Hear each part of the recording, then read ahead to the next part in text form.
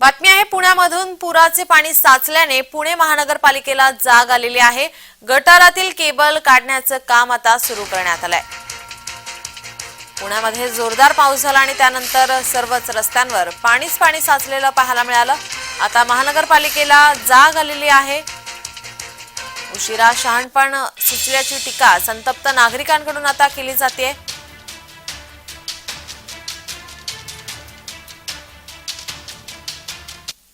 याचाच आढावा घेतला आमचे प्रतिनिधी रोहन कदम यांनी। पाहूयात। पावसामध्ये अक्षरशः पुण्याची दाणादाण उडालेली पाहायला मिळाली आणि याचं कारण जे आहे ते आता समोर येताना पाहायला मिळालेत। जे अशा प्रकारचे ड्रेनेज लाईन आहेत ज्या ठिकाणून पाणी जातं त्या पाण्याच्या निचरा होण्यासाठी जी व्यवस्था केलेली आहे त्याच्यामध्ये जे ते अनधिकृतपणे फायबर लाईन जे आहेत त्या असलेलं चित्र आपल्याला पाहायला मिळते आणि याच कारणांमुळे जे ते आता पुणे महापालिकेने सगळ्या फायबर लाईन जे आहेत त्या अनधिकृतपणे ज्या टाकण्यात आलेल्या होत्या काही ठेकेदारांकडून त्या तोडण्यात आलेल्या आहेत। ज्या सिंहगड रोडवर हा सगळा प्रकार घडलेला होता, अगदी या रस्त्यावरती जे ते नदी स्वरूप आलेलं होतं ते स्थानिक नगरसेवक माजी नगरसेवक आपल्यासोबत आहेत।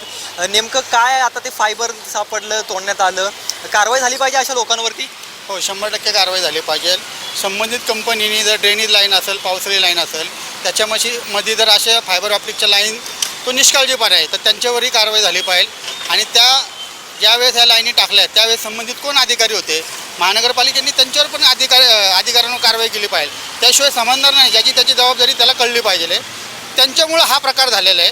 जर त्या लाईनी नसत्या, त्यात कचरा अडकला नसता तर पाणी साठलं नसतं।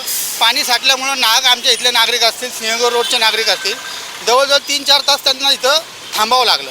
प्रशासनाने त्यांच्यावर काहीतरी कारवाई केली पाहिजे, त्याशिवाय त्यांना हे समजणार पण नाही। नक्की। तर अगदी सिंहगड रस्त्यावरती नदीचं स्वरूप जे आहे ते परवाच्या दिवशीच्या पावसामुळे झालेलं पाहायला मिळालं होतं आणि याची कारणं जी आहेत ती अनेक सांगितली जरी गेली असली तरी या सापडलेल्या फायबर्समुळे निश्चितचपणाने पुणेकरांना राग जो आहे तो आता आलेला आपल्याला पाहायला मिळतोय।